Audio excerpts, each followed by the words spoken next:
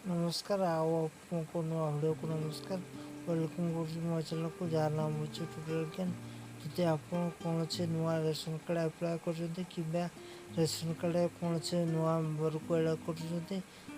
केसी निकट में डीलर पाखे करेंगे चलते मुझे केसी करी तार प्रोसेस बताऊँ। आप प्रथम मेसीन टी को ऑन करी मेसीन को कल कलापर स्ट्रिंग स्ट्रिंग पर आधार स्ट्रिंग केसी आधार स्ट्रिंग डीपीएल नंबर चेंज करेंगे डीपीएल नंबर को आनिए डीपीएल नंबर आनापर आपको देखेब कि आधार कार्ड नंबर जो बेनिफिशियरी आप आधार कार्ड केसी आधार कार्ड नंबर देवे फिंगरप्रिंट कि केसी फिंगरप्रिंट देवे समय देखते अंगूठा छाप रखा कहे अंगूठा छाप देला मात्रे से गोटे साउंड हो साउंड आप आंगुड़ी रखिए रखिले किस समय गोटे अलग बीप साउंड हो आप आंगुड़ी उठे पारे उठला आपको देखो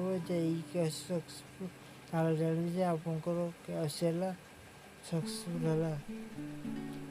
वीडियो को लाइक शेयर और सब्सक्राइब भूलिए देखा एक नुआ वीडियो।